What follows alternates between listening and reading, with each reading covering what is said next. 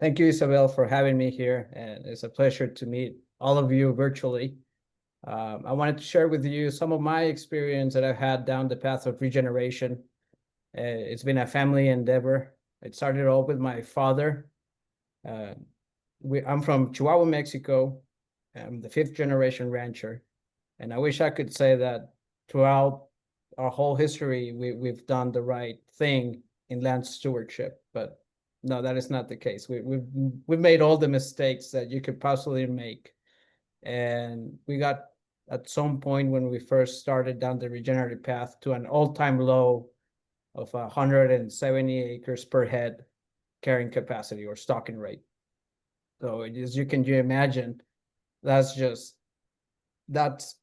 bottom of the barrel, and fortunately my father started down this path of regeneration of this is not possible, this is not sustainable, and he was losing his sanity as well. This is not a way to make a living if all you have to do is chase wild cows, feed have a lot of inputs just to get some minimal production, and at the end of the day it's not even enjoyable, much less not profitable also.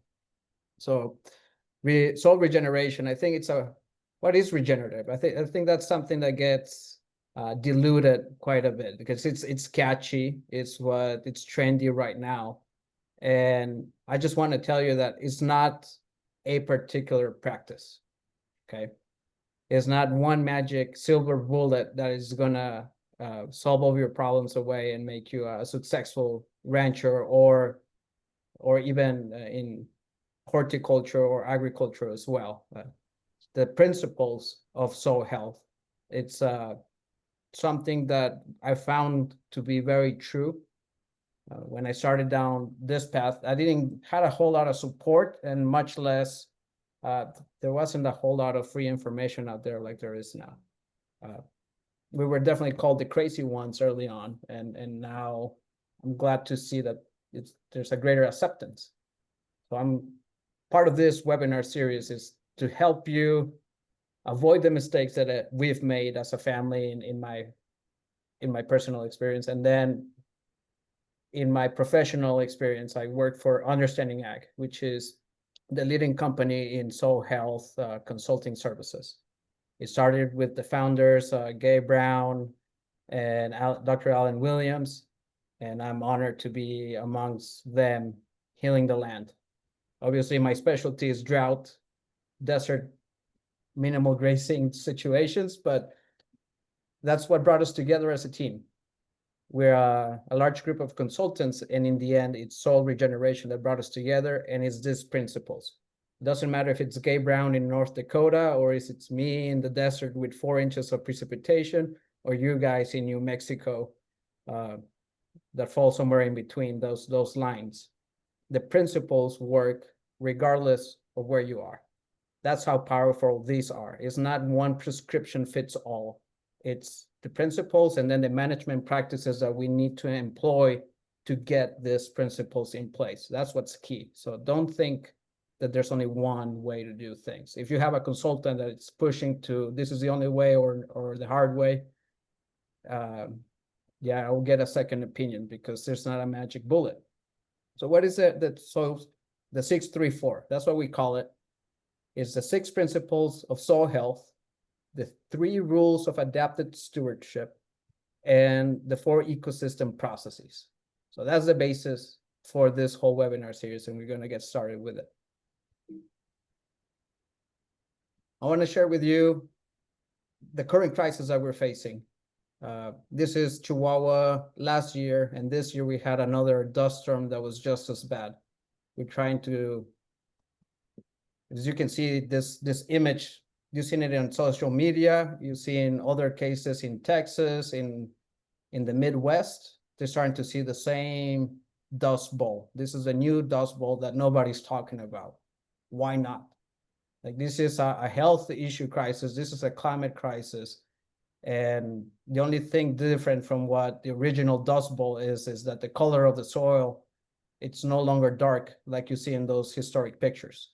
Now it's green color. So what that means is that we lost the topsoil already, and now we're also losing our subsoil. So things are, we haven't learned anything in almost 100 years. It seems like it. We're back to where we started. This is the current one from this year, and I took this picture in color so that you can see the contrast behind it. You couldn't see past a couple, past 30 feet or so, and it's so dark that it looks black and white. So we can definitely change it. When we first started in our soil regeneration, this is what we started with. It was a overly abused piece of land that has been overgrazed for over 150 years, just in my family recollection. But I know that this damage happened long before. Ever since the Spaniards arrived and we started grazing these natural ecosystems and then started impacting the fauna around it, that we changed the way these natural landscapes function. Now, after 100, 300, or 500 years, wherever you fall in your landscape, well, that's the amount of degradation that we have seen, and it's massive. Some of these landscapes have creeks or arroyos that are easily 30 feet in depth. So we've changed the way that water naturally flows in our landscape. So when we talk about the 634, is that we're using those principles to fix the 4 ecosystem processes. Okay, get that engraved. If you do not address those issues, the 4 ecosystem processes, then you're never going to advance in having a productive agricultural business. Those are the basis for natural ecosystems. If you ignore those processes, you end up with this. This is desertification. Now, you might think this desertification happened as a result of overgrazing.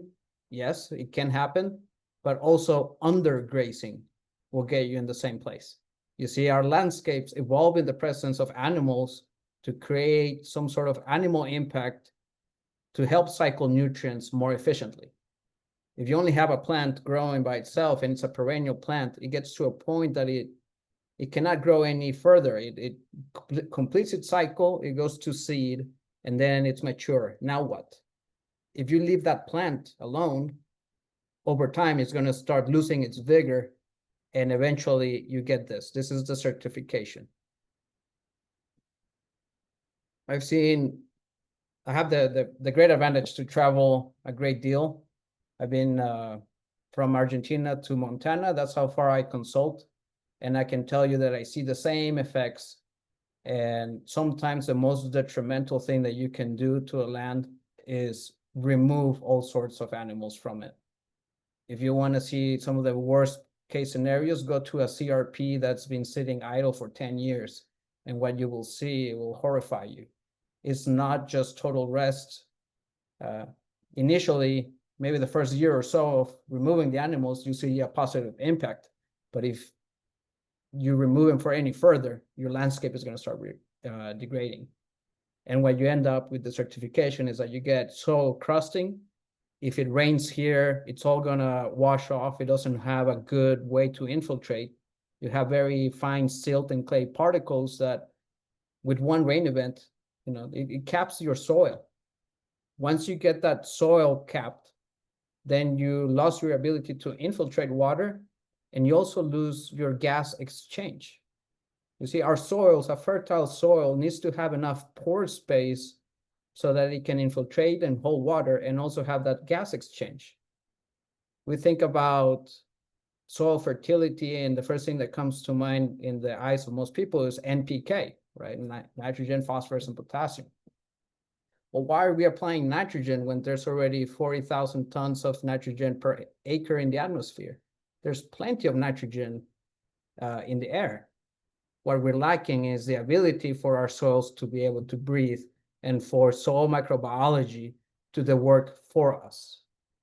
So we have to address that problem, that soil crusting, that compaction that we have in our irrigated fields. And the only way to do it is through biology. So here we have extreme, no cover. The ground is just bare.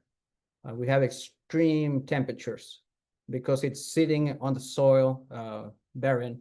The sun can get, even on a cool day, the temperatures on the soil is going to be much, much greater. And then in the winter, the opposite happens. You're going to have soils that are extremely cold. And soil microbiology does not like those big temperature swings. They're like you and I.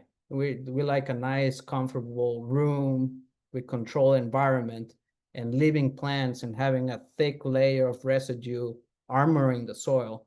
Then that's going to create the conditions to have a good microbiology. See, the basis for life is soil health. You want to have healthy animals, healthy grass, you have to have healthy soil. And in return, when we consume those products, we also become much healthier.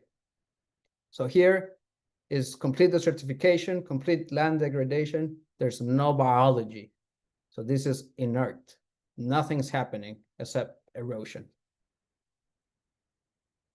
To prove my point, how come here in front of this clump of grass that I have growing, why is there grass growing back here and nothing in the front here? You see erosion already wash away that topsoil that I was mentioning. So we remove that biological factor, and the difference between down here and up here is, in one we have inert dirt, just sand, clay, and silt particles. And up here we have living soil. And for that, well, we need to turn physical and chemical properties of dirt. And until we introduce the biological aspect, then we have a living, healthy, functioning soil. So it's biology that is going to get you to get a healthy ecosystem. So that's our mission. How do we turn dirt into soil? Now, somebody should write a book about this. That's a funny joke. Gabe Brown already wrote that book. But it's a great title. Really, that's our mission in UA, is turning dirt into soil at a global scale. And for me as a rancher, I use cattle as a proxy so that I'm able to do it at a large scale. We cannot do it mechanically. So on my place, I get very variable rainfall. Sometimes I get 2 or 3 inches a year per year. Sometimes I get the average, which is 6 to 8 inches of precipitation per year. Sometimes I might go 1 or 2 years without any rain. And then on the third year, I might get all the rain that I didn't get on those 3 years in 1 week. So with those extreme weather variation, I live in a very, very brittle environment. I think it's very marginal and right at the edge of what can be and can't be done. Now, I do want to point out that 2 years ago, I only got half an inch in my place, half an inch for a whole year. No snow, nothing, just half an inch of some rain. Nothing happened that year, but we still managed to not overgraze our pastures and leave enough ground cover. So we destocked earlier than that year. We anticipated that a bad year was already happening sooner. So because of those decisions, this spring we got blessed with 3/4 of an inch, and already you see this kind of regrowth. So how is it possible that you go a year and a half, almost 2 years with no rain, and as soon as you get it, you prime your biology and your soils so that you make the most out of every single drop? Now, there's going to be a lot of experts out there criticizing me for this picture, but I challenge them to grow grass with less than 1 inch of rain. Yes, there's old grass that turn gray on you, but also have good cover, and those perennial grasses are responding with minimal rain. So that's what we're trying to do, is prime our soils so that when you do get rain, you get the most out of it. The only way you can do that is by focusing our management so that we get perennial grass establishment. That's the ultimate goal. You can have a lot of annuals 1 year. We're going to get into very hot topic discussions later today. I hope so. But one of the topics, for example, is cheatgrass. People hate cheatgrass and they cuss it out, and government officials wants to spray it. And I tell them, well, if you spray it, then what would you have? Or same with smooth brome. It already took over. It's already here to stay. It's going nowhere. It may be invasive, but if you kill what it's already there, and that's the ultimate pest in your eyes, what would you have? You would have nothing. So I'm going to be pushing a lot of topics that may hurt your ears. And if I do say something that bothers you, we do have a message box here in our chat. And Isabel, if you're willingly enough to keep track of some of those, we'll try to save the questions for later. But if there's something that really bothers you, please stop me on the spot. This webinar is for you guys. So I'm going to change this as I go, and I don't mind adapting to it. It's adaptive webinar, just like adaptive stewardship. Okay. So what is a healthy soil and what should it look like? This is my best definition that people say is that you should look like cottage cheese, but cottage cheese is white, so I would go with triple German chocolate cake. That's more suited. So you want to have that darker soil color. That means that you have a higher carbon content on it. But you see these clumps that are forming that is making that cottage cheese consistency. Well, that's a soil aggregate. Now you'll be surprised how many experts out there don't even know what a soil aggregate is or how important it is and how is it formed. See, a soil aggregate, if we look at soil as just the physical and the chemical, we'll have sand, silt, and clay particles. Okay. Well, if you have just that, you need a biological component, and that the root exudates through living plants. They exudate carbon, liquid carbon.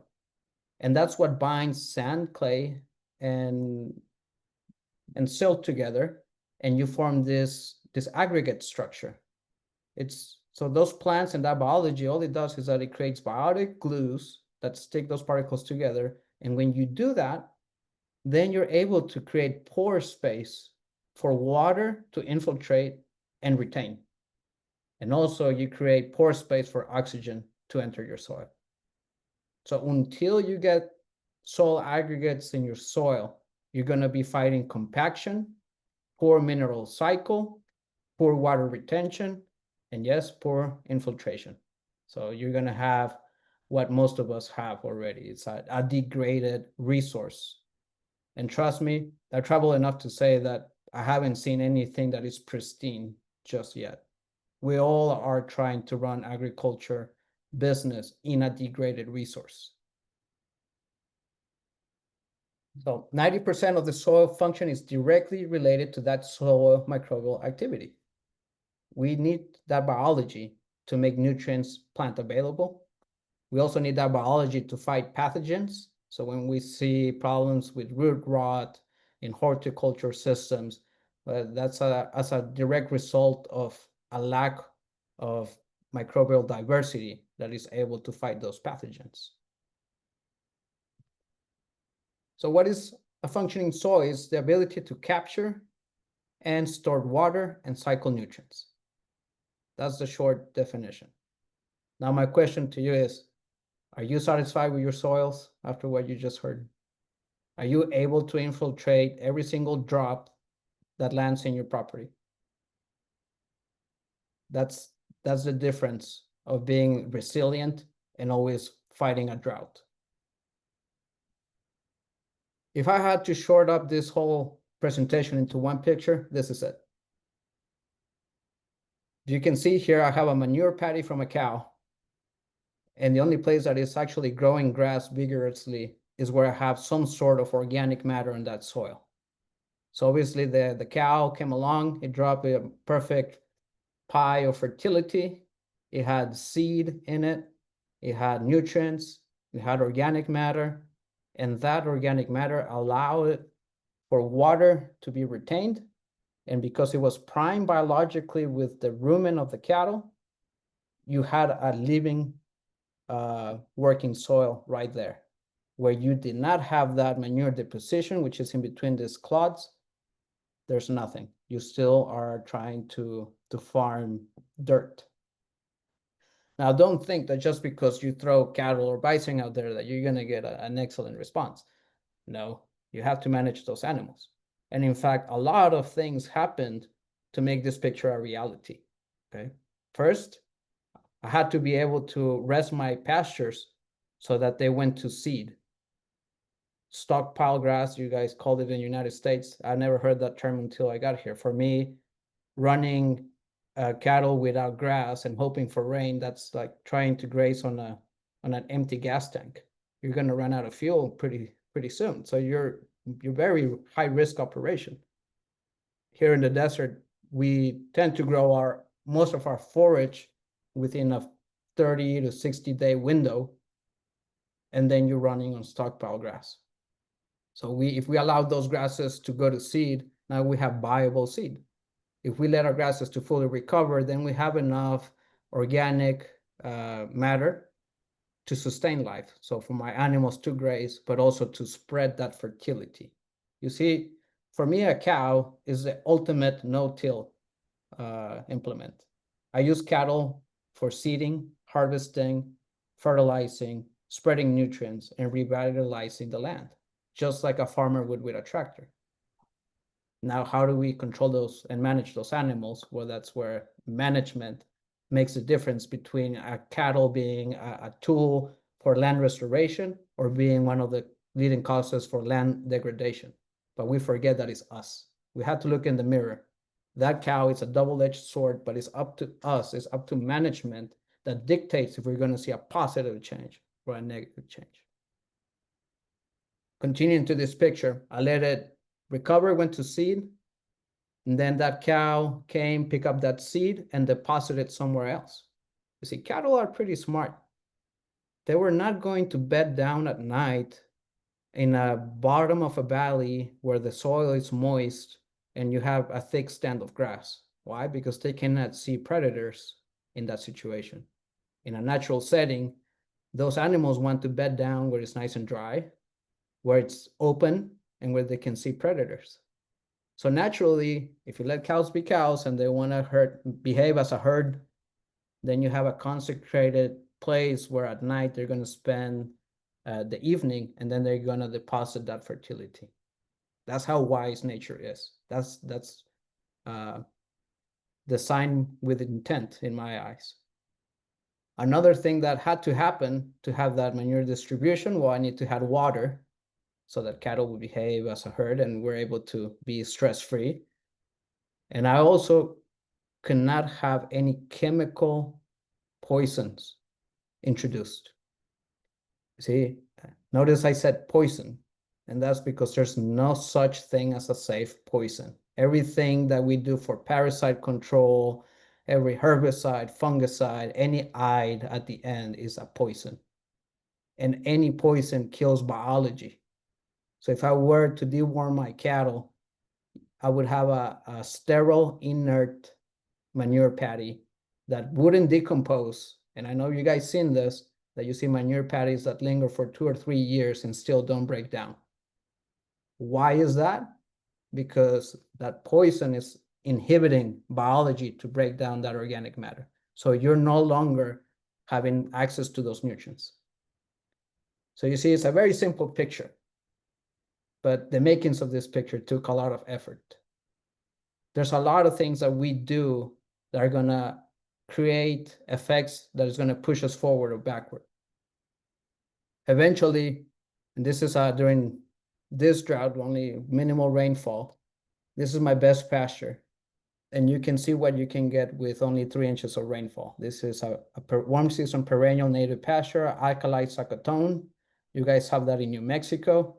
So you see, we're not that different. Biology does not recognize borders. I see the same grasses from Chihuahua all the way to Montana. We have Cytodes grama, we have blue grama, we have alkali, we have, maybe not toboso, but we do have sand drop seed and a few others that I should have that got overgrazed over a century ago. And there's some species that you guys should have that I have, maybe. but you got overgrazed the same.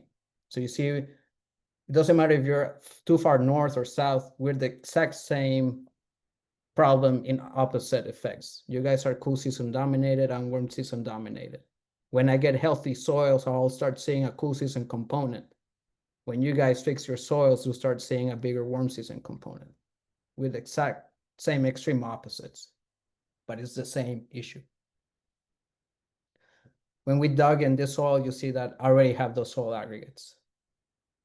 Now there's an advantage to running regenerative agriculture in the desert. And that is these soil aggregates are more stable in a brittle environment than in a humid environment. Reason being is biology and organic matter decomposition needs two things, needs temperature and moisture. And in the absence of those or extreme cases of those, soil biology, when it's extremely dry, it doesn't rain in 3 years, my microbiology is inactive. So my carbon stays there a bit more stable. If I would have been in a more humid environment, the soil biology would have consumed that carbon, and then I would have lost those soil aggregates. Because soil aggregates, those biotic glues, is nothing but carbon. So it's food for a soil microbiome. And if we don't keep feeding it with living plant roots year round, well, that biology is going to consume itself, and you're going to lose those aggregates that you already created.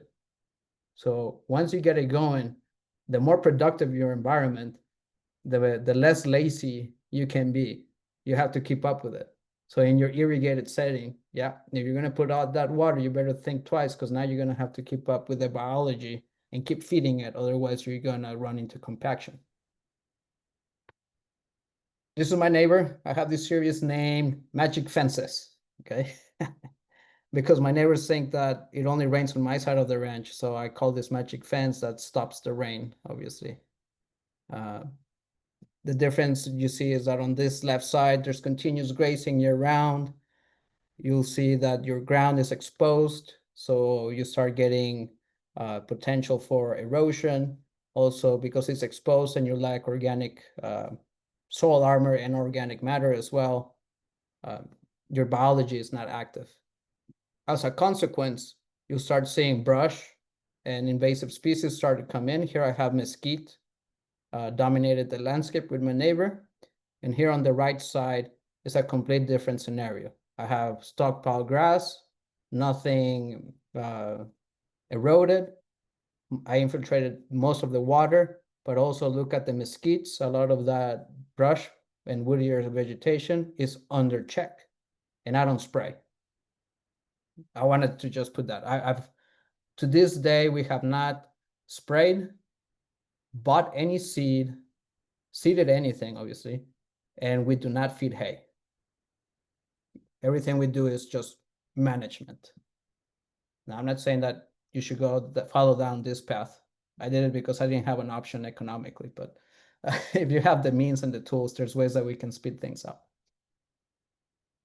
Here I have another magic fence. So this one is a fun one because I ran a bet with one of my clients, and we had a decision on this pivot, and we decided, all right, let's make a quick bet. You manage half of your pivot how you want, and I'll let you, Fernando, manage the other half how you want. And we did two different approaches. He decided to spray herbicide because he started seeing some weeds, and then he fertilized and did some light tillage. And then on my side, I did none of that. Now, which one would you guess is who? Which one was the side that got fertilized and sprayed for weeds? If you thought it was the left side, you're wrong. That was my side. The one on the right side is actually the one that got all the treatment, all the input costs. And on the left side, all I decided to do is this is a Bermuda grass perennial irrigated pivot. I decided instead of fighting the weeds, I'm just not going to give him a chance to compete on that bare soil. So my approach is I'm going to fight biology with biology. That's going to be more effective than if I do a bunch of input costs, or at least my bottom line will be much happier. So I interseeded annual ryegrass with a Bermuda, So it kept vegetative, it kept feeding the soil biology all winter long. And when the summer conditions resume and that Bermuda kicked back in, well, there was never a chance for weeds to establish in the first place. On the right side, we ended up having a bunch of dandelions. Now, I'm going to get into the topic of weeds, but dandelions are not necessarily a bad thing. I'll get into why weeds are not terrible. This other magic fence, one side always gets sprayed or they want to treat sagebrush and you can see it creeping in, and the other side has minimal and what I consider a better managed one. The one on the right had never seen any spraying, is just good intensive grazing followed with long recovery periods. The one on the left side has no animals whatsoever. So those landscapes will degrade when you remove animals. Here I got cholla. Same thing. The one on the left got intensively grazed, and you see very little cholla coming through the fence. So this is a cholla fence. Here, what happened here? This is slightly different. So our grasses, perennial grasses, like I mentioned, they need to be stimulus. They need to be rejuvenated with the grazing effect. In this scenario, we have a situation where the one on the right got grazed very lightly and didn't get to graze to the crown of that perennial grass. The one on the left, they did. As a result, I allowed for the perennial to come back up and continue growing. The one on the right had no way to push through because there was nothing to rejuvenate that plant. So it slowly starts to die. So there is such a thing as too long of a rest. Just wanted to point out the magic fence because obviously it didn't rain on the right? So that's why it's important to follow the 6 principles of soil health. If you understand and master what these mean, you'll find the best solution for your case on your own or with some help. But that's what's going to lead you to success. Is how do you implement these rules in your own context? You see, I hate Facebook, and when you post this video, I'm going to have so much hate mail coming my way. That's because Facebook and all the experts on there forget one thing. Your context is different from my context, and even within my own property, each pasture is different and unique. So to expect to have a one solution fits all, or that's just flawed from the start. You have to know your context, and that context has to be your ecological context. Okay, what is it that you're trying to do where you are? I would say, and I would argue that all agriculture, or most of it, is out of context. You shouldn't be doing agriculture in a lot of these places that I go visit. Montana and Wyoming should definitely not be trying to grow spring wheat, but yet they plow native prairie to do it. In Chihuahua, they grow alfalfa and pecans. Those are 2 crops that need, in my place, in my context, up to 5 acre feet to get a crop. Think about the water usage. That is out of context. Like this year in Texas, when they had issues with irrigation and try to blame Mexico that they're not getting water. Well, no, it's because it didn't rain in Mexico, so we cannot give you water if it doesn't rain. But second, they got angry because they couldn't grow rice in Texas. Well, maybe you shouldn't try to grow rice in Texas. So context, that's everything. Know your ecological context. Know your economical context, okay? How is it that you want to approach this? Because this is a big beast that you have to tackle with a lot of moving parts. And to say, I got the solution for everything, that's just wrong. What is it that you're trying to achieve and how you're going to achieve it and for what reasons? That comes first. What is your context? Second, do not disturb the ground, okay? Disturbing the ground either by chemical or mechanical means, it's only going to destroy those soil aggregate structures. If you till, you're going to expose all that organic matter to oxygen. It's going to oxidize. The soil microbiology is going to feed on it. Yeah, you'll see a boost in short-term nutrient release, but it's going to come at as a consequence of total soil structure collapse. So we try to minimize that disturbance. Disturbance can be natural or chemical. We try to cover and build soil surface armor to protect that soil microbiology. Soil armor, think of it as a protect the skin of the soil. That's what stops from eroding and keeping that biology. 4, we have to mix it up or bring diversity, and that's all forms of diversity. Okay. Insect, plant, animal, all diversity. There's no such thing as a problem or a pest. If something became a pest, it's because it's lacking the ecosystem function and the diversity to keep those insects in check. So obviously there's an ecological problem that we have to address first instead of trying to address a symptom. 5, keep living roots in the soil. That is paramount. 6, grow healthy animals and soils together. So our animal integration is crucial. If you're in agriculture and you're not integrating those animals, well, you're missing out, because those animals help you speed up your nutrient cycling. It helps you spread that manure, that fertility around. So it's a very powerful tool. Now, not only livestock do we need, I actually like wildlife as well. I'll touch in more greater detail as we move along. Those were the 6 principles of soil health. Adaptive stewardship, the 3 rules, and they are the rule of disruption, okay, the rule of compounding effects, and the rule of diversity. So in order to kickstart biology or generate a change in what we're doing, we have to generate a disruption. Now, there's a difference between a disruption and a disturbance. Okay? A disruption, it's a lesser form of a disturbance, but it doesn't really harm the ecosystem a whole lot. It's just driving succession or species one way or another. In nature, nothing is static. So something is always happening. And it's a disruption that generates biology to change, to move one way or the other. Now, if you have too much disruption, you'll go backwards. Compounding effects, nothing in nature is static, and sometimes one or 2 things that are good might not yield an effect. But if you do it maybe a 3rd or a 4th time, all of a sudden you see a tremendous response. That's because everything in nature, nothing is static, like I just said, and you have compounding effects, and those effects are rarely neutral, okay? Rarely. Either they're going to be positive or negative. So it's up to us, the managers, to know if our compounding effects are being positive or negative.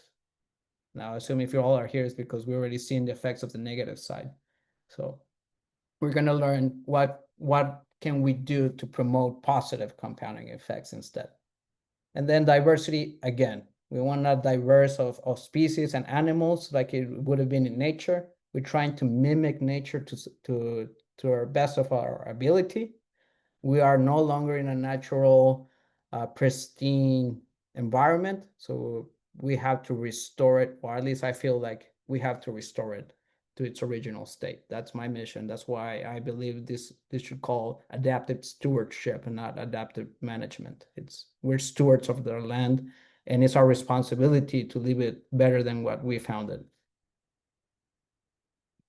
Finally, these are 4 ecosystem processes like we mentioned. We got water, energy, diversity, and mineral.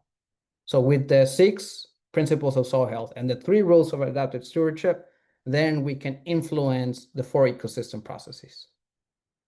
So yes, we can change how our environment looks if we focus on those soil health principles. That is the power of adaptive stewardship, is that we can drive these 4 ecosystem processes forward to restore ecosystem function. So disruption. Now I want to dig into a little bit. because I think it's a hard concept to envision. So a disruption can be natural. Okay, a natural disruption would be maybe a wildfire that happens. Problem with fire is, one, you're putting more carbon into the atmosphere, and we already said that the biggest problem you all face is that our soils are lacking in carbon. So why would we want to burn when that soil biology needs the carbon? Now, fire is natural.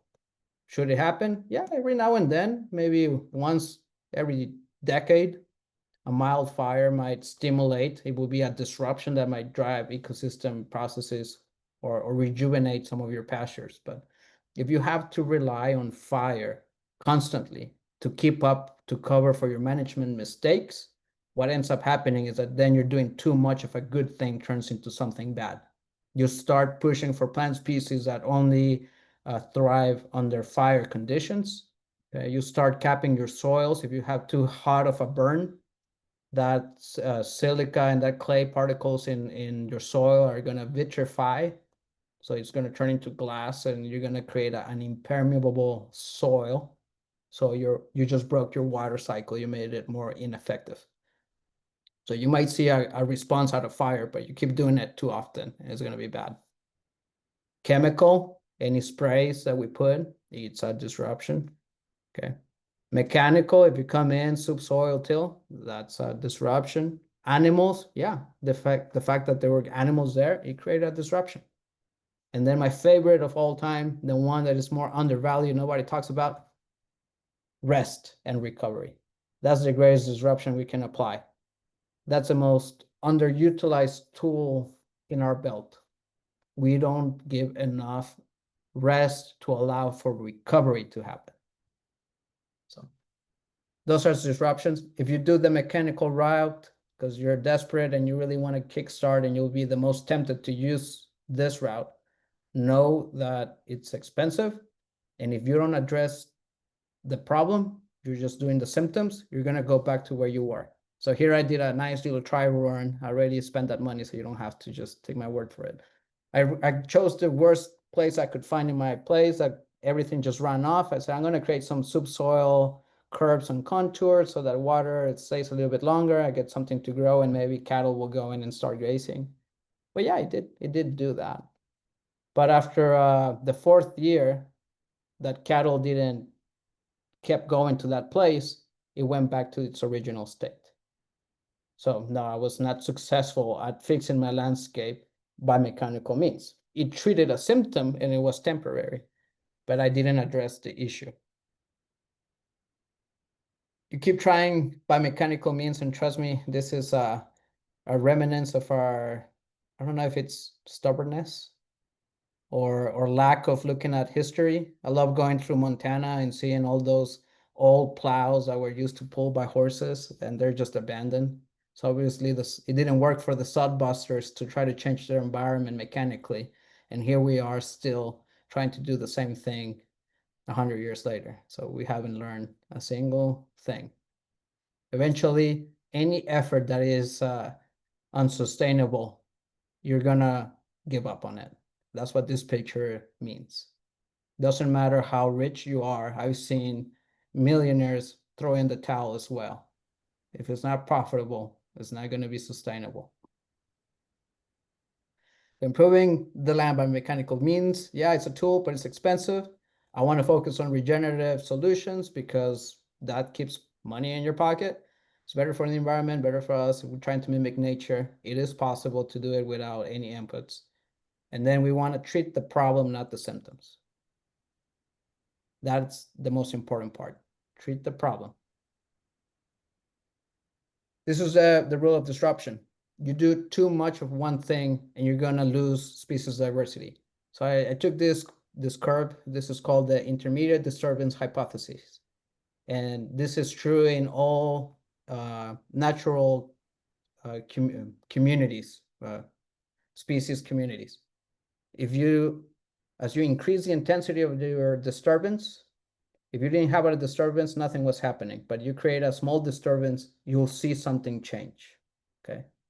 You'll create an effect. You'll maybe run some cattle through, you'll break the soil crust, And then when it rains, you're going to get maybe slightly better infiltration, and you're going to get, yeah, maybe some weeds at first.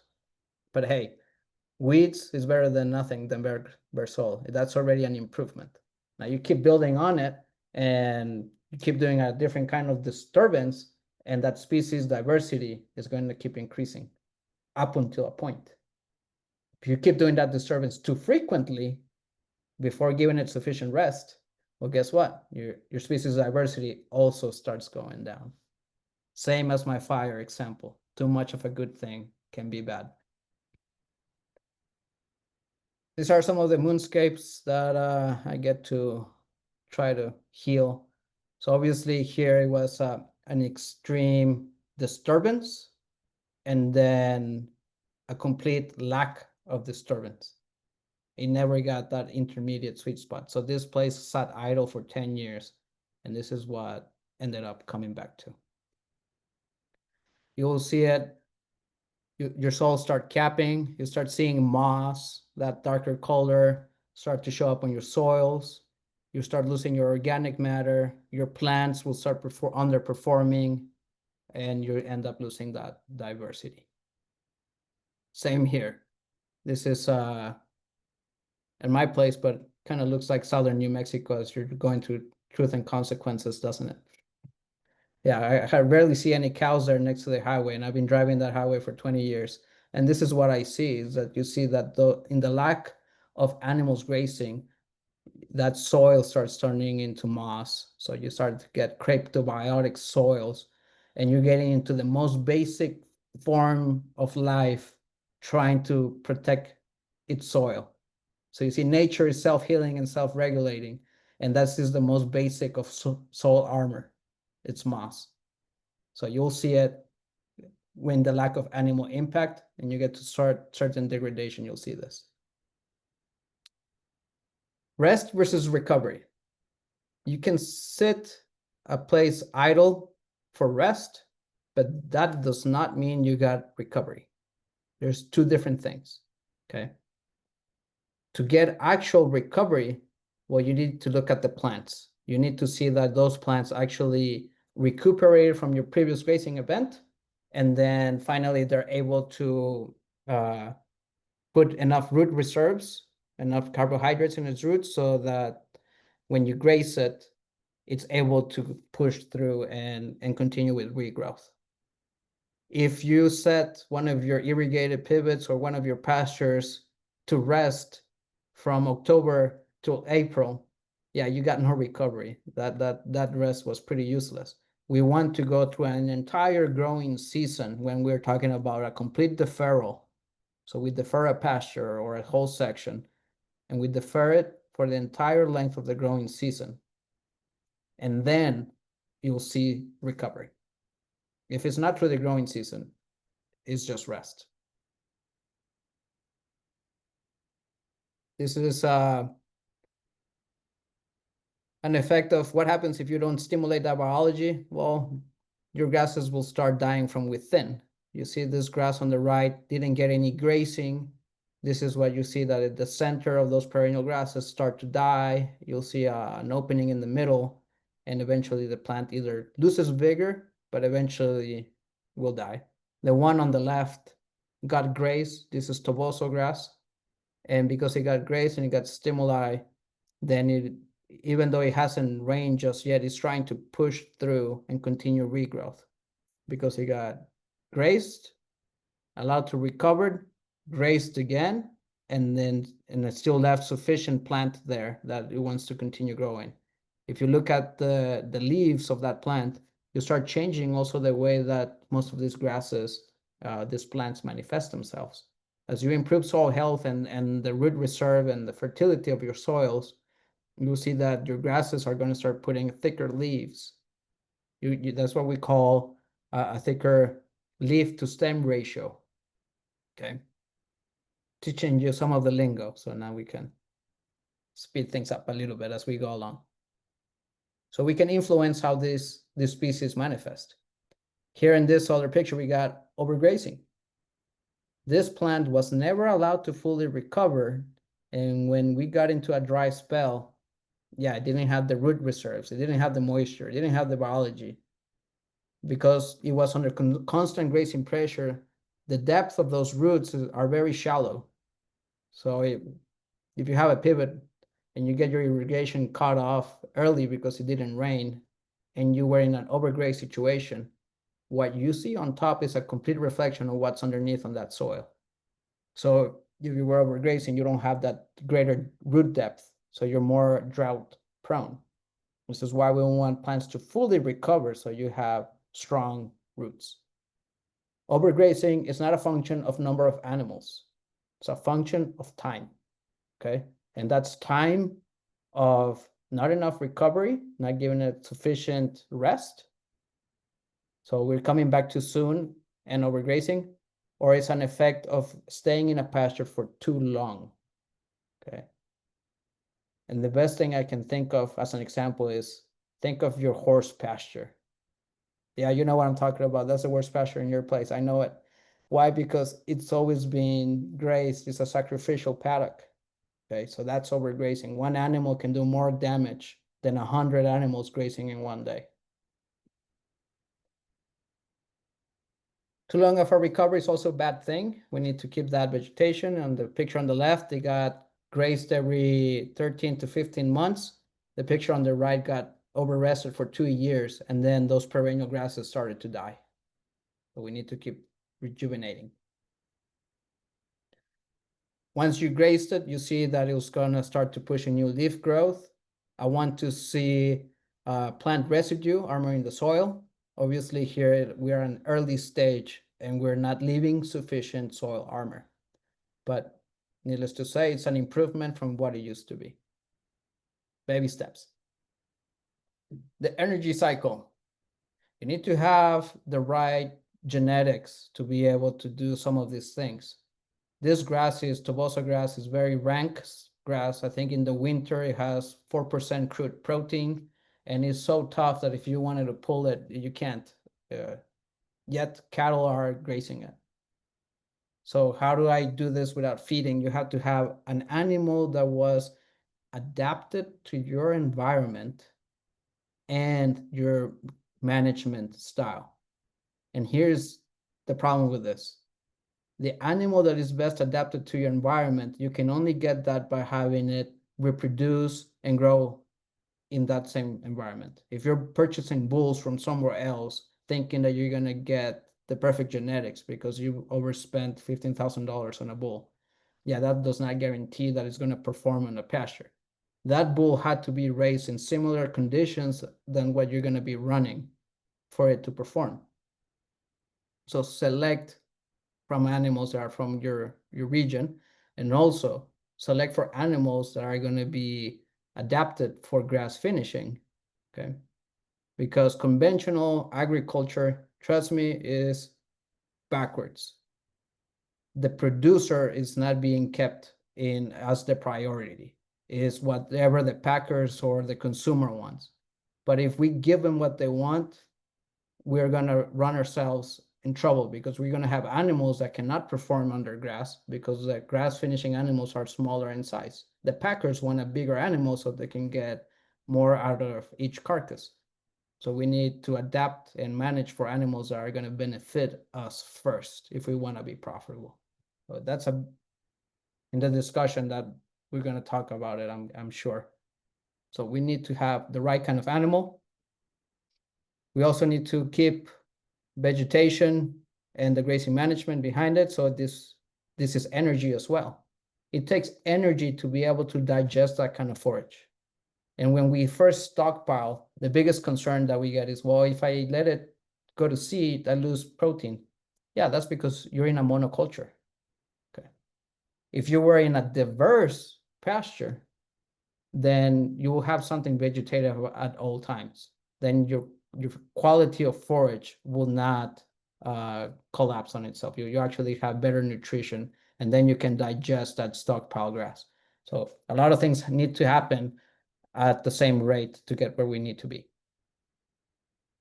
When we do, then you might have stockpile grass, but something new wants to push through. So when cattle come in and they graze the little patch of green, then it'll take some of your stockpile forage that is sitting there. So that's the power of having that diversity. Fire, like I said, I don't want to do it by that.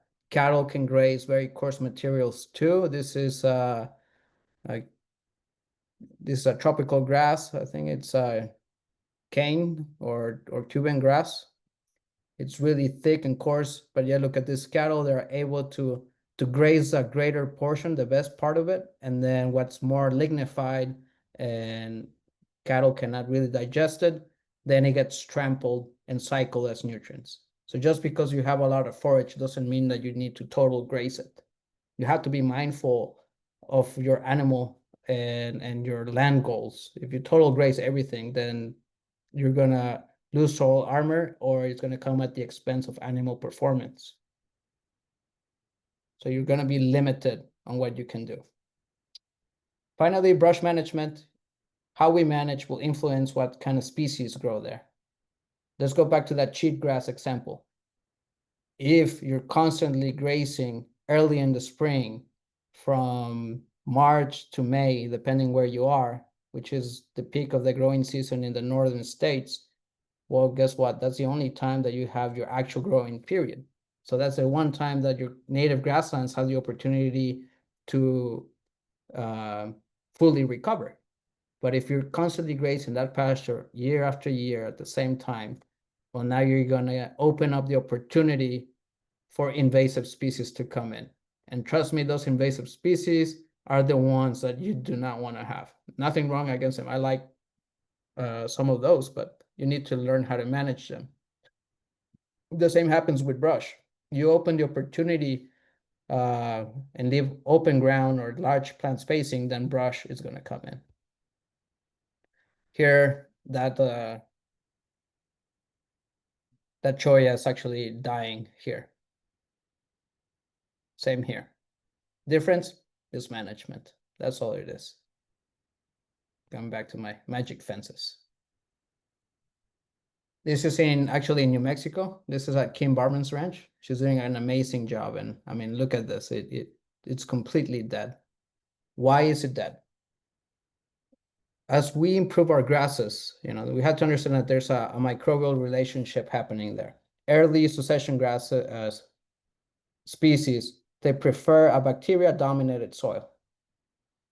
Perennial grass species, they want a fungal-dominated soil.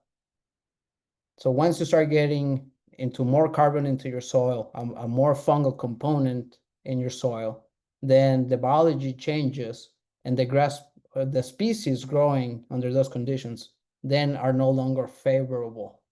So if we want to get more perennial grasses, we need to focus on how do we get more mycorrhizal fungi. Okay. If we start increasing the carbon on the soil and retaining more moisture, well, guess what? The one way to kill cactus is by overwatering them. So you increase the water holding capacity of your soils, then cacti species are not going to like that either.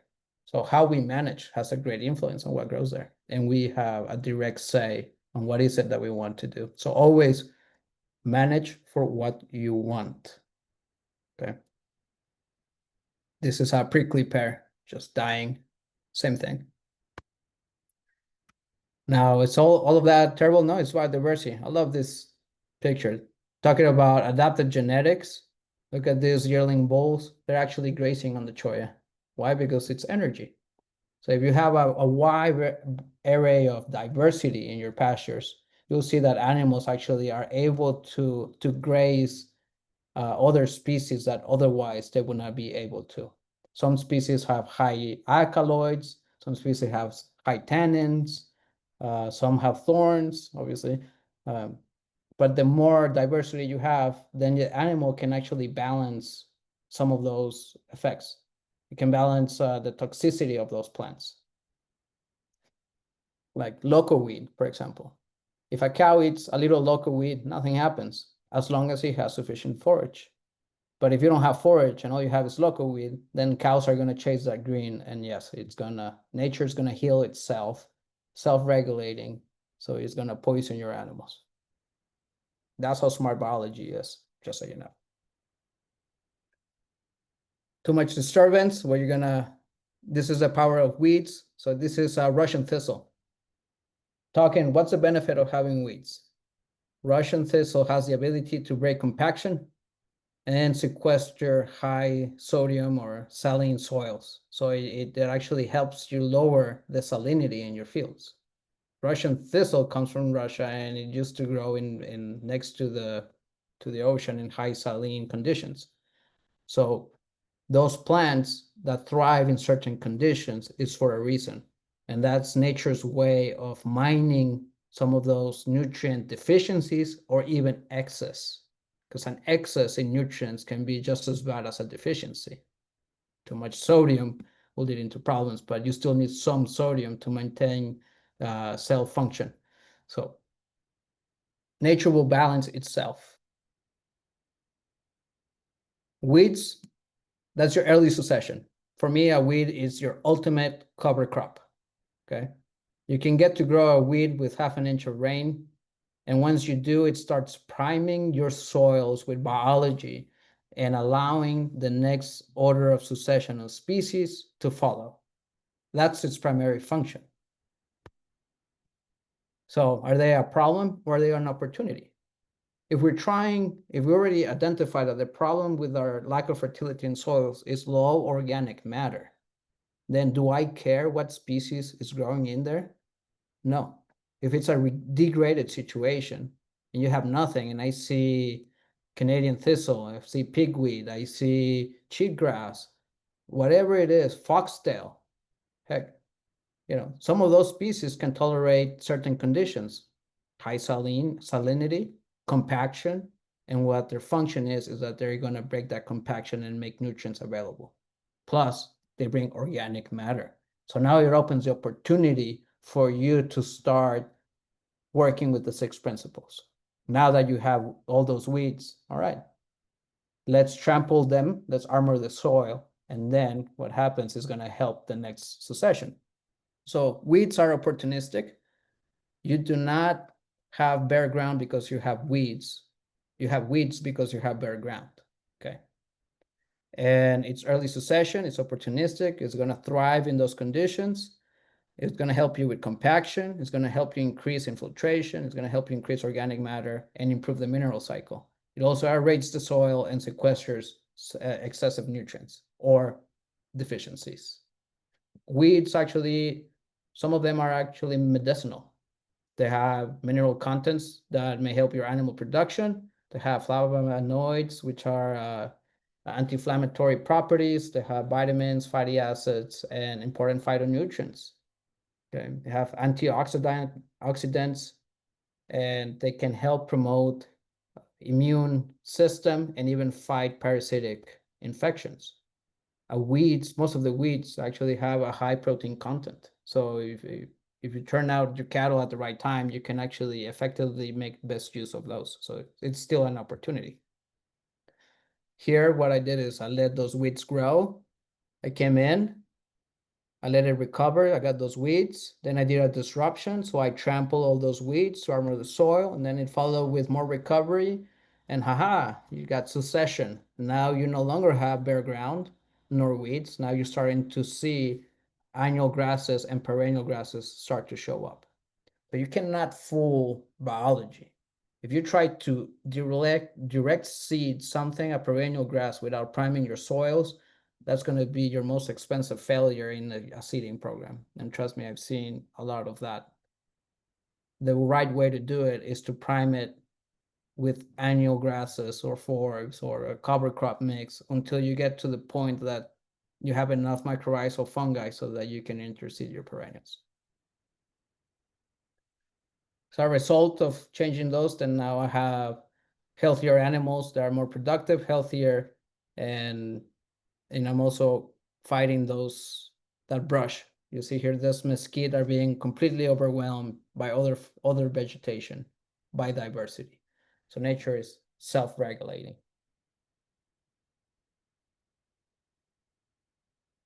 Ideally, that's how much I want to see behind on all my pastures.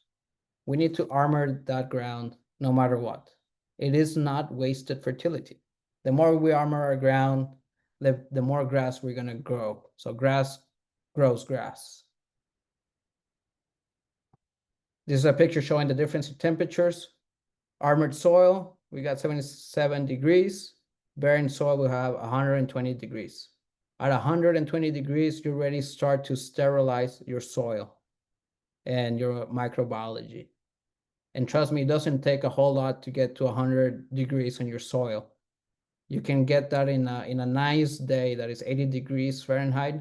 You can easily get this sort of temperatures to 120 in bare ground. Grab your kitchen thermometer and go at noon and probe it around your pastures, and you'll see that the difference can be very significant, up to 40 degrees between unarmored soil and bare soil, if not longer, greater. Soil organic carbon, again, that's where we're lacking.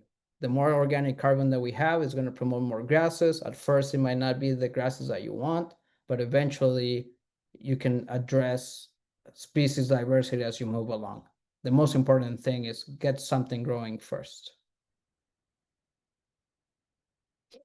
Once you get something growing in the soil, now you're putting those root exudates. This is a video of a plant putting the exudates on the soil, and now you're actually feeding the microbiology. So that's why I do not care what grows first. As long as I got some living plant, now I know that I'm going to head in the right direction. So spraying or tilling to avoid undesirable species, it's only going to set me back in my goals. This is an example of the degree of erosion that you can see. If you can imagine, when it rains, it used to flow evenly along the landscape, but now that's broken.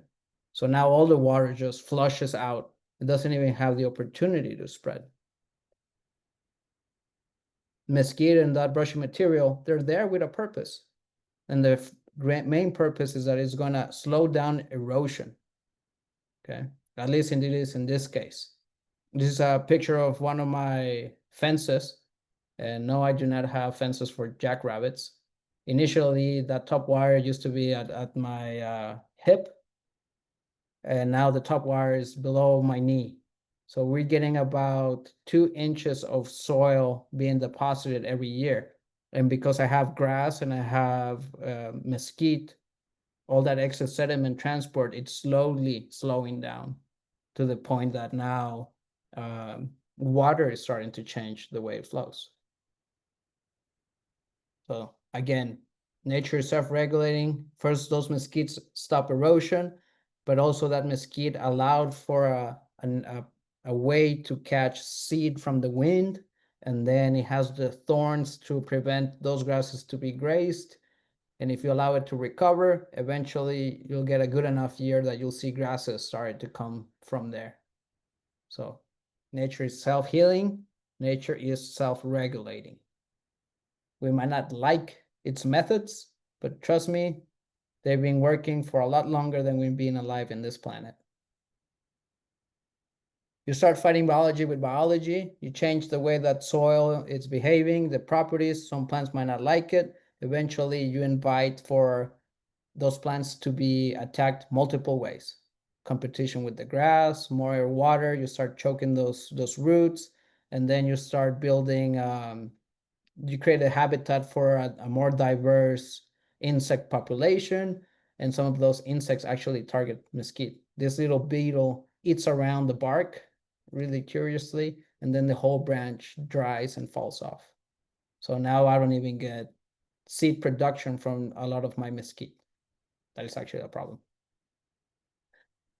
Erosion, nature is the way it heals itself in all riparian areas is that those channels are not meant to be static. Okay, so when we think about land restoration at a massive scale, are we really going to build rock gabions on every single stream out there? Is that how nature does it? No, that's a really expensive restoration program. what really how it happens in nature is that all streams, they tend to meander. So when water starts flowing in a channel that is in size and it's straight, it grabs too much water velocity and it moves all that sediment. But as we start improving our grasses and vegetation along our stream banks, then you start getting that stream to slowly meander. And as it meanders, the outside of the turn, like we see here, that's where you have the greatest force of the water, and it's actually mine its own material that it needs to silt back up. So this material that collapsed here in this bank comes to the stream, and then it gets deposited somewhere else. And over time, you'll start seeing vegetation start to protect those streams. And then you change the way that the channel is. So your channels will become wider and shallower. Over time, they'll keep silting up until you restore your original floodplain. Now, you're not going to fix 500 years of erosion overnight. It's going to take a long time. That's a picture of how it's mining itself to change its shape. So if we put a gabion that restricts the shape of the channel, then one is gonna fail eventually. And when it does, it's gonna create even a greater problem. Why it's gonna fail? Because it was never intended for water to flow in a straight line. Eventually, the channel will find its path of least resistance and it's gonna move. Okay, so in nature, nothing is static. You start getting more vegetation and erosion slows down, you get more silting effect. Eventually, you get to good restoration.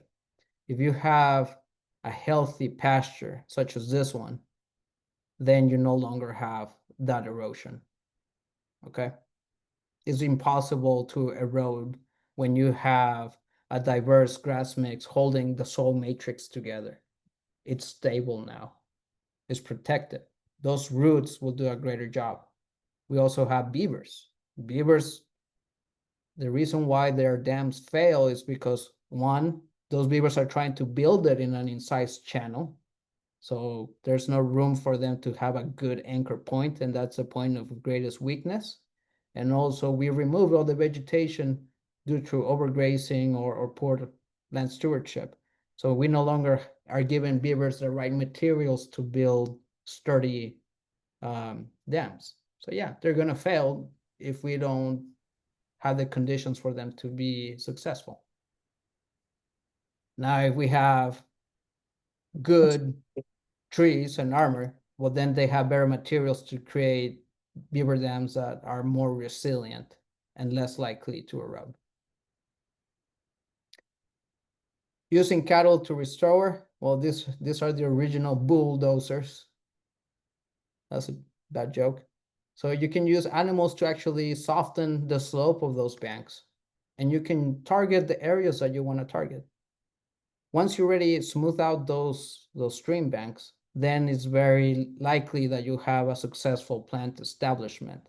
And that's what's going to protect your stream bank. So when you have a high flood event or extremely high runoff for prolonged times, if you have that vegetation there, it's no longer going to continue eroding. So you have an idea. These are how good that vegetation is. These are some willows that grow naturally, and you see that the depth of that roots, it's greater than 15, 20 feet. So those are very good anchors stabilizing that soil. This is a picture of, I have a riparian area in my ranch, that epidermal stream that runs every 2 years for a short amount of time. When it does, it's a wild flood. As you can see, this is the picture on the left. It's how it looks when it enters my property. It used to be more incised. Now it's already a lot wider than what it used to be. And this is a couple of 100 yards inside my property. It no longer has bare ground, it has vegetation. So when it does overflow, now the channel is much wider and less and more shallow. So now you have laminar flow instead of erosion. Once you remove animals from your riparian and you do proper grazing management, you can graze riparian areas. In fact, the worst thing that you can do is exclude that zone entirely. What you need to do is identify your production zones and manage each zone accordingly. But riparian areas, you can definitely graze them, but they also need recovery. And once you start giving that recovery, then we allow for trees to start to establish. Here I see those cottonwood trees trying to grow. Over time, those cottonwood trees, those are your natural solar pumps, and you can actually start playing with the water table. So this is for the first time in 100 years, when it does rain, now we have natural pools of water that linger, some of them up to a full year or longer. So we can change our water tables as well. Once you get a point where sedimentation under your streams reaches original floodplain, and here is that picture, it started overflowing, then you change your landscape. So now that water is returning to its original plane. Now water is dispersed. Now I have a natural irrigated prairie. This is what allows me to have grasses that need more water to grow in the desert. You see, we have a lot of microclimates in every landscape. And in those microclimates, some species that probably shouldn't be there are actually should be. We just lost them. As an example, I got really excited when I saw this first grass. So in that prairie, I seen up to 25 different grass species. But I got really excited when I saw this until I picture ID it. And when it came back, it said that it's a barnyard grass from Kansas and it's considered a noxious weed. Like, wow, nobody told that grass it wasn't in Kansas anymore, and that we don't get 18 inches of rainfall like it needs. So you start growing your native, this is not native, but you start growing your native grasses start to come back, your blue stems and more. This is a satellite image of that same area. And this is from 2002 when we started with regenerative management, adaptive stewardship. And this is 2022. That stream that flowed through here, it no longer is in sites, and now it spreads and wild flood irrigates a very large portion of land. So we effectively change that water cycle. We're going here for quite some time. Isabel, I don't know if you want to take a quick break or keep going. It's up to you. It's all really fascinating, but it is 7:30. So if you need a little break, that's fine. I hope everybody can still stay on. Whatever is your pleasure, Fernando. All right, why don't we speed it up and go straight into the questions? That way we can tackle everybody's concern. I think I talked for a long time already. Yeah, but it's really relevant to New Mexico. So I appreciate all your examples, your pictures are really speaking volumes as well. So thank you so much for sharing all of that with us, and for some of your provocative ideas too. So yeah, let's see if we have any comments or questions. Yeah, if you could read them for me, that would be great. Yeah, and feel free to stop sharing if you want to just talk. It's also fine. Yeah, there's one from Donna. And she said, say here, I can overcome the invasive stigma, but I'm struggling with the approach to use to diversify a monoculture of a perennial rhizomatous grass like smooth broom, which we have a lot here in New Mexico. Suggestions for thinking outside of the box. Okay, so smooth brome, a couple of other of your sod forming grasses, salt grass, Bermuda grass, everything that has that growth pattern. We have to first know why we have that grass growing the way it is right now, and think about your grazing management. So a sod forming grass is able to tolerate overgrazing situations much better than your bunch grasses. Okay. And keep this in mind when you're trying to build diversity in your irrigated pastures, because severely grazing constantly all the way down to the ground, you're going to push out your bunch grasses, and you're going to, in effect, stimulate that sod forming grasses instead. It's just inedible. That's what's going to happen, because you're grazing in a fashion that promotes that species. So how do you build out of it? Well, one is you have to stop managing for keeping that grass vegetative. So smooth brome and Bermuda grass in the early season, smooth brome can be ready to be regrazed probably every 30 to 40 days. But if you keep up with that, you know, all your other bunch grasses are not able to keep up with that kind of abuse. As the season progresses, even smooth brome will start being hurt, because you need to extend the recovery period as you went past your spring flush. So you need to adjust for that recovery. And if you do, and you extend that recovery, then that grass, instead of growing as a sod, will continue to try to grow more like a bunch grass. So you can actually change the grazing behavior on smooth brome. On Bermuda grass, yeah, you're out of luck. That one is going to be always a sod former. But still, if you allow it to grow more upright, you diminish how dense that root mass is, because it does express itself differently. And then that allows for species succession to occur. So you have to change the way you're grazing, otherwise you're not going to see an effect. You have to stop grazing all the way down in critical times of the year, and that is early in the spring and also later in the fall, because how you graze in the fall is going to dictate how it's going to grow in the spring. If you severely graze in the fall, you deplete those root reserves, and your spring is going to be much slower. Okay, so that grass, those perennial grasses, are going to take a lot more water and more time for them to start growing. And then now you're opening the room for other invasive species to come in, like Canadian thistle or cheatgrass or something worse than brome. So change the way we manage. Yeah. That's how you get it. Does that answer your question, Donna, or do you have a follow-up that you want to? And feel free to unmute yourself. We're a small group. So. Yeah, you can talk. You'll be famous on YouTube. No, I'm just kidding. Kind of. Yeah, I think that's it. Hi, I have a question.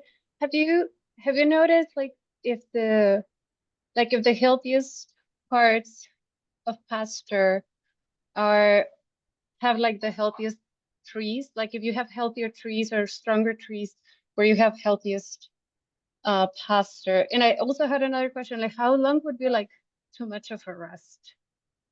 Or because you did mention like there is like too long, like there is also like too much of a rest for a section or an area, and like I was wondering like how much will be like too long. Yeah, so to tackle your part is once you start focusing on soil health and you get those soil aggregates, now you allow for more diversity to come in, right? And that diversity, and I want to go back to screen sharing here. That's it. The wildlife will bring a lot of that seed that you don't have in your pasture. You got birds, coyotes. I mean, they eat a lot of seed and they deposit it for you. So it's an ecological service that you're getting for free. But you have to have the soil aggregates and the carbon in the soil for those species to successfully establish. And once you do, then I start seeing that on my most fertile ground, I see native trees start to come back. So you see, if you focus on biology first, the species will follow later. So yeah, you can reseed trees. These are doing it by itself. About every quarter of a mile, I'm starting to see little islands of these trees that start to show up. And this is what it looks like. It's an oasis, really. This is what restored ecosystem function in the desert Southwest should look like. And in fact, I see this this is a soapberry tree, and I see a hackberry tree. You see them in riparian areas only in New Mexico. In West Texas, you see it very rarely. But once you start getting closer to Oklahoma, you start seeing this tree. And when you see those trees, that's where you get into Oklahoma. Well, now you're in the tall grass prairie. Well, what does this look like?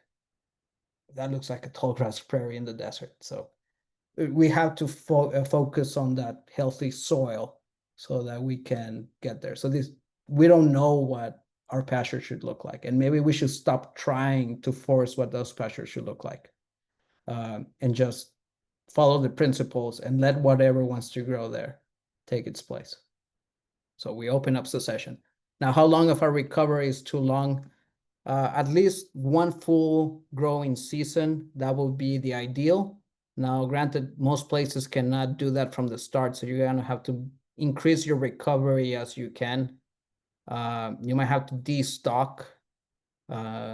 Sometimes it's easier if you lower your animal numbers and then build your fertility back up, and then you increase your numbers. Because when you're in an overstock situation, it's impossible to get the required rest that you need. You're always going to be pressured to go out and graze something that is not fully recovered. How do you know if it's ready?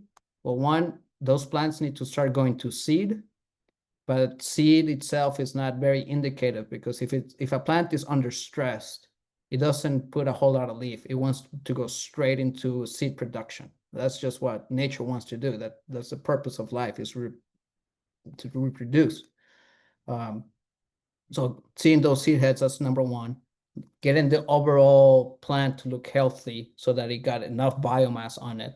And then lastly, you'll start seeing the first leaves, the older ones at the bottom of your plants, they'll start turning a little bit yellow and show some discoloration. That means that those plants are already getting old enough that they're no longer able to cycle nutrients through the leaf, and the plant shuts down all nutrient flow to those leaves to try to put it into seed production or somewhere else in the plant. So that's how you know. I think for the Southwest, you'll get your best results when you're able to get that full season recovery, and ideally no more than 15 or 18 months. Once you start going into 2 years of recovery, your perennial grasses are going to start getting too lignified, and you lose that living plant cycling carbon in your soils. I had a question. So I live in Blanding, Utah, and I work in the extension department. And I've been starting to dive into a lot of these soil health regenerative practices, but I was wondering if you've had experience with salt cedar and Russian olive control in riparian areas with animal impact, and what that looked like, because everything is just chemical and then leaving the stumps to help mitigate erosion control, and then allowing the riparian areas to level out after those have been died down and removed. Yes, definitely chemical is not the solution, because when you apply any chemical, it has secondary effects. I know in that area of the world, they're trying to really push to spray even cheatgrass and other stuff, and they haven't even looked at the label on those chemicals, but the residual life of some of those chemicals is 2 or 3 years, that it's hurting your native bunch grasses. So the more you spray, the more you're handicapping your native perennial grasses to establish, so that they're able to compete with those species.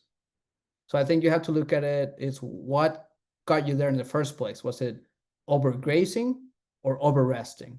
If it's in a riparian area, I see too often enough that it's either or. There's no happy middle, because either conservationists believe that you cannot graze riparian and they completely enclosed it off, and then they create a pasture that flows right along the river or the creek, that when you want to graze it, you can't.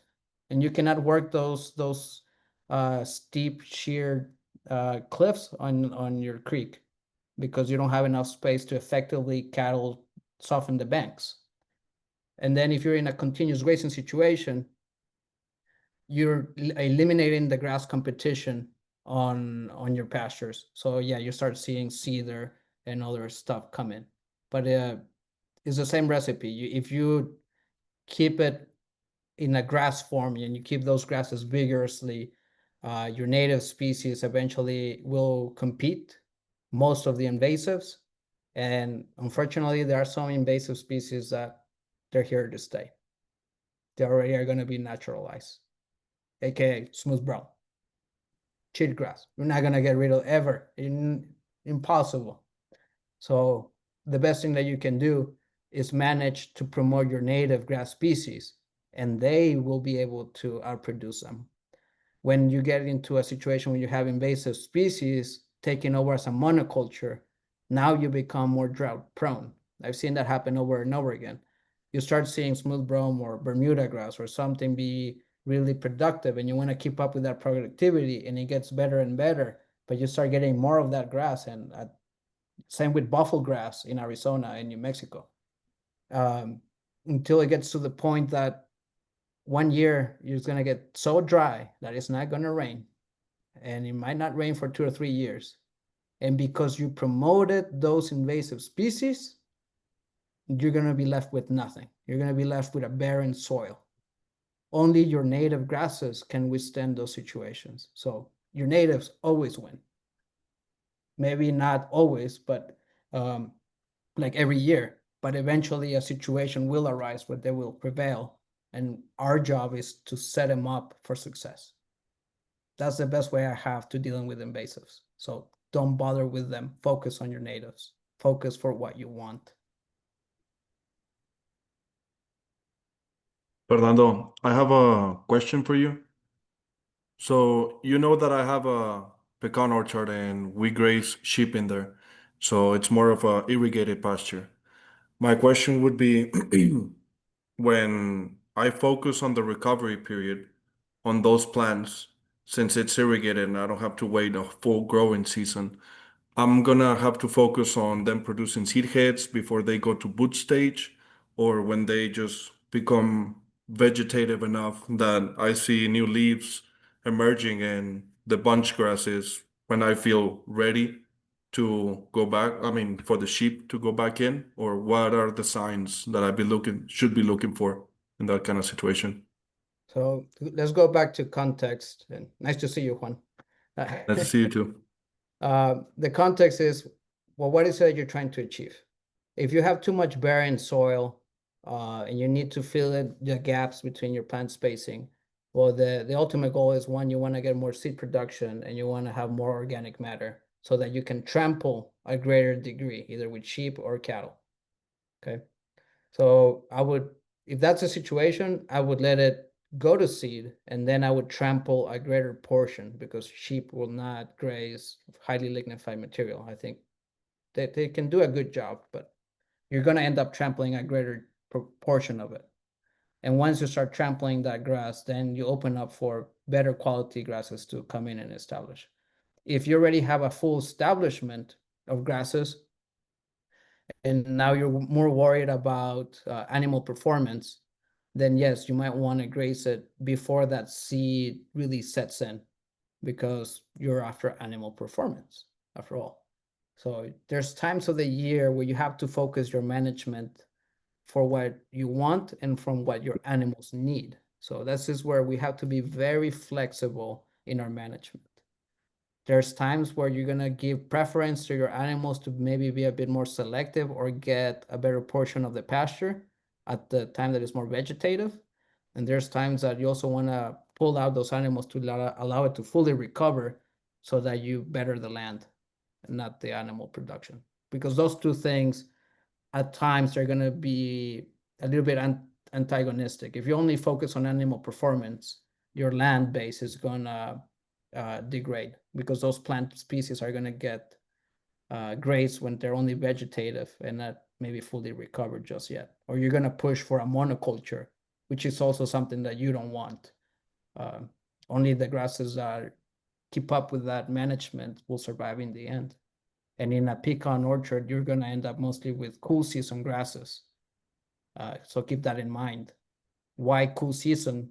Because they tolerate the shading from the trees, and they tolerate the overly wet conditions that you have there. So those cool season grasses If you graze them too severely early in the season, then later in the year they might suffer, because once it gets too hot and you expose that bare ground, they're not going to be able to keep up with your productivity. So sometimes thinking that if you take it all down for fear that grass that didn't get grazed is wasted, you're wrong. It just adds to your soil fertility. So there's times of the year when we want to graze more severely and less severely. It all comes back to your context. What is it that you're trying to achieve? Thank you, Fernando. Yep. I think we have to do another webinar just on irrigated pasture, because we didn't get to it. There was just too much wisdom from you to share about native rangelands. So I can put a few, just one quick picture okay, sure. so that we don't.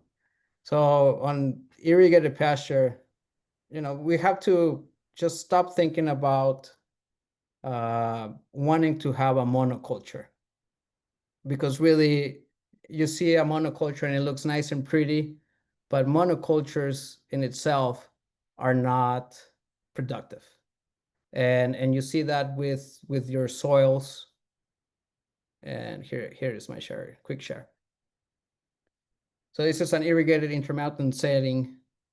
This is what most people strive for, right? Is to have that perfect irrigated pasture. When we look at that soil, though, it's going to be lacking. If you keep up with that fertility, that monoculture, you're not going to have a whole lot of carbon deposit. You see the light shading on the color. You're going to have compaction, poor infiltration, poor aeration, poor mineral cycle. In fact, in this case, we had 2% soil organic matter, an infiltration rate of only 1/2 inch, and a decent production, like 2 tons per dry matter per acre. Now it's per year, so you should get that per cutting, not per year. So monocultures do not provide the nutritional requirements for your livestock, and also not for your soil. So when we talk irrigated prairies, do we want to harvest it all? No. If you harvest it all, you're going to push the smooth brome. This is actually that smooth brome. You're going to push it to grow as a sod. But if every time you graze it, you leave this much behind, then you're pushing that deeper root growth. You're pushing your plants to be more upright. And then you increase your recovery period, and now you start seeing your legumes and more diversity to come in. Okay. Now, once you trample that, this is how much I like to leave behind in an irrigated setting. Once you put those legumes and that forage in contact with the ground, you're activating your soil microbiology. And this is what you get. This is the picture I wanted to show you on irrigated prairie. Notice the darker clumps of greener vegetation. That's that you have a functioning mineral cycle. Now notice that it's only on these clumps. Well, that's because that's where a manure patty landed. Where you didn't have that manure deposition, you get this pale yellow grass. Okay, so it's biology that is gonna untie your nutrients. That's your biggest concern in irrigated settings, is compaction, and it's gonna be nutrient tie-up. And those two things are very difficult to control.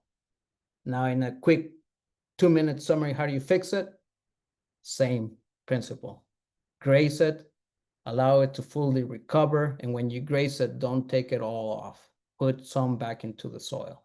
And then you're gonna prime your biology to release those nutrients. If you keep that vegetation in that motion where you graze it and let it recover, you create those root exudates. You start creating that soil aggregation. And then you start getting soils that look like this. Now you start getting your healthy triple German chocolate cake soils. So it doesn't really matter where you are, if it's irrigated or dry land. The principles are the same.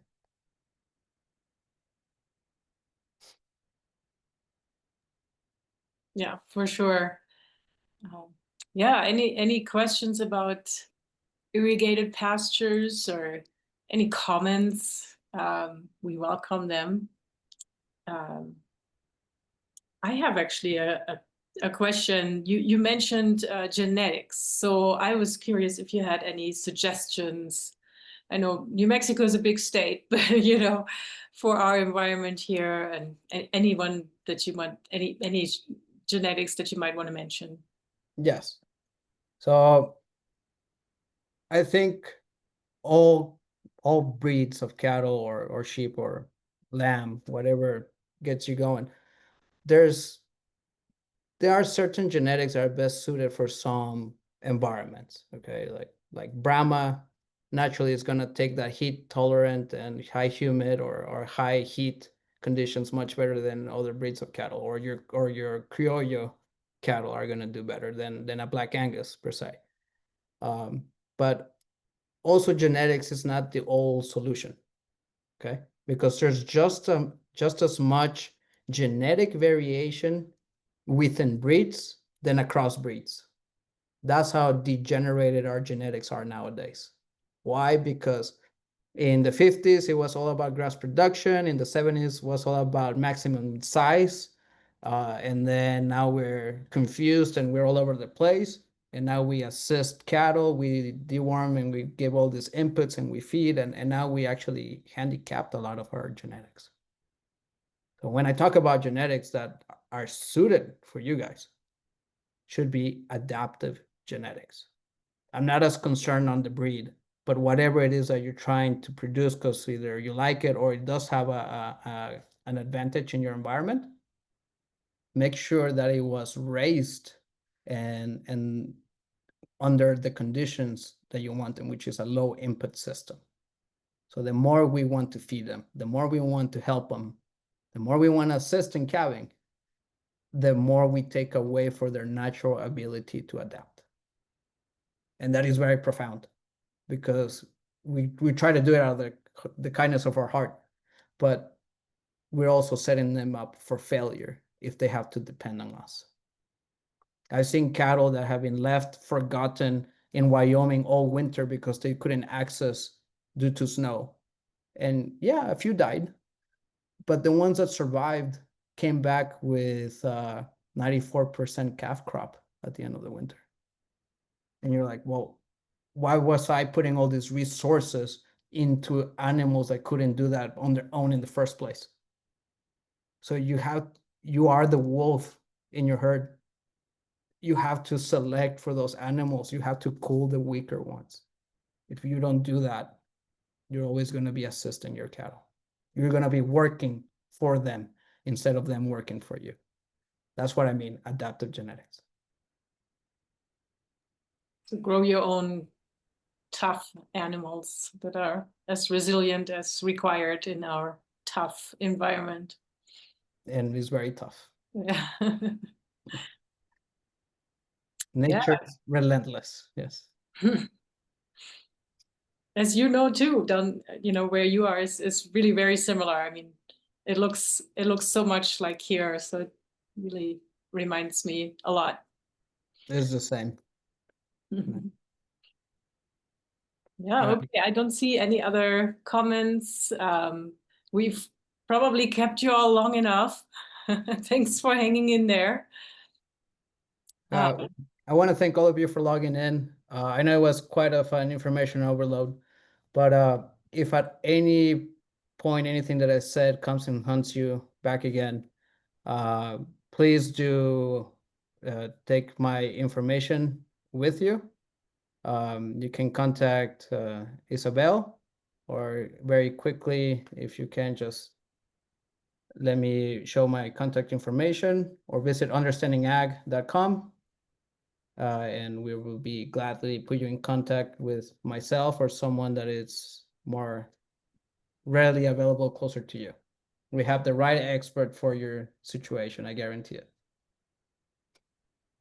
Yeah, and also how I met Fernando was actually at a soil health academy up in Cimarron.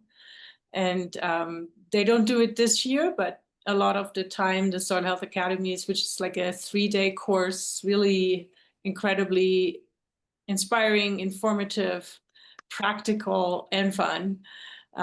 So when those take place again in New Mexico, I'll definitely let everybody know through our email list. So make sure to subscribe to that. Okay, Warren has a question. Go ahead. Hello, good afternoon or good evening.